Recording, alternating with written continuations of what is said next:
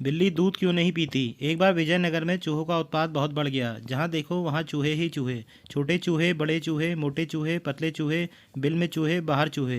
एक दिन सवेरे राजा दरबार में जाने के लिए तैयार हुए। उन्होंने कंधे पर दुपट्टा डाला। तभी उनका ध्यान गया दुपट्टे में बड़ा सा छेद। उस दुपट्टे को रात में चूहे ने कुतर डाला था। राजा भड़क उठे। उन्होंने प्रधानमंत्री को बुलाकर कहा, अब हमारे राज्य में एक भी चूहा नहीं रहना चाहिए। प्रधानमंत्री ने कहा, लेकिन महाराज, इतने सारे चूहों को किस तरह पकड़ा जाए और उन्हें राज्य के बाहर भगाया कैसे जाए। राजा ने कहा, लेकिन वेकिन कुछ नहीं, चूहों का उपाय है बिल्ली। घर घर में एक एक बिल्ली भेजिए और निर्देश दीजिए कि बिल्ली भूखी नहीं रहनी चाहिए। बिल्ली को भरपेट दूध पिलाया जाए। वह जरा भी दुबली पतली नहीं होनी चाहिए। राजा की सूचना का पालन किया गया। जगह जगह से बिल्लियां जमा की गई। विजयनगर में घर घर में एक एक बिल्ली पहुंचा दी गई। चूहों की संख्या खूब तेजी से घटने लगी। लोगों को राहत मिलने लगी। लेकिन दूसरी परेशानी शुरू हो गई। विजयनगर के बच्चों के लिए अब दूध ही नहीं बच पाता था।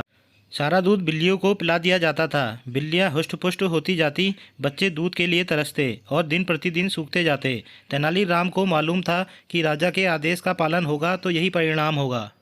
तेनालीराम के घर भी एक बिल्ली भिजवाई गई। बिल्ली को दूध पिलाने का महाराज का आदेश तो मानना ही था। तेनालीराम ने दूध को खूब गर्म किया और खौलता हुआ दूध तस्तरी में उड़ेला। इसके बाद तस्तरी बिल्ली के सामने रख दी। बिल्ली ज्यों ही दूध पीने गई, उसकी जीभ एकदम जल गई। फिर तो तेनालीराम रोज़ बिल्ली के सामने गर्म दूध रखते, लेकिन दूध को देखते ही बिल्ली चूहे की तरह भाग खड़ी होती। तेनालीराम की बिल्ली धीरे धीरे दुबली होती गई। राजा के सेवक घर घर घूमते रहते और इस बात का ध्यान रखते कि किसी घर की बिल्ली दुबली तो नहीं हुई। एक बार तेनालीराम के घर की बारी आई। सेवकों ने देखा तो तेनालीराम की बिल्ली एकदम दुबली हो गई थी। उसकी एक एक हड्डी दिखाई दे रही थी। वह केवल जिंदा भर थी। तेनालीराम की दुबली बिल्ली के समाचार राजा के पास पहुंचे। राजा ने तेनालीराम को बिल्ली के साथ दरबार में बुलाया।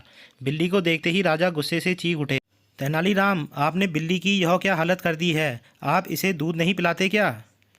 तेनालीराम ने हाथ जोड़कर कहा, महाराज, आपके आदेश का उल्लंघन हो सकता है क्या। मैं रोज़ इसके आगे तस्तरी में दूध रखता हूँ, पर दूध देखते ही यह भाग जाती है। दूध पीती ही नहीं। फिर भी मैं प्रतिदिन इसको दूध देता तो हूँ, एक भी दिन नागा नहीं हुआ।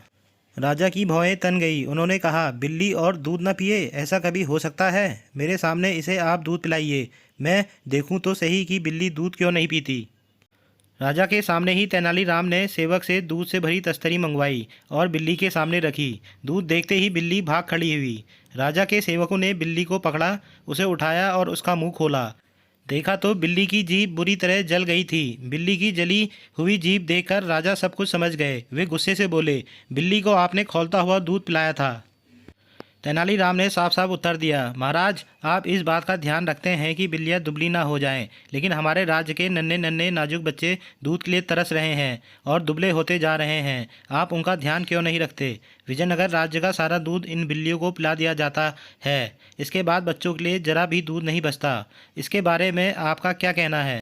राजा को अपनी भूल समझ में आ गई। अपनी गलती के प्रति ध्यान दिलाने के लिए उन्होंने तेनालीराम का बहुत आभार माना। हेलो दोस्तों, आपको हमारी ये कहानी कैसी लगी। अगर आपको हमारी ये कहानी अच्छी लगी है तो हमारे चैनल को सब्सक्राइब ज़रूर कर दें। थैंक यू दोस्तों।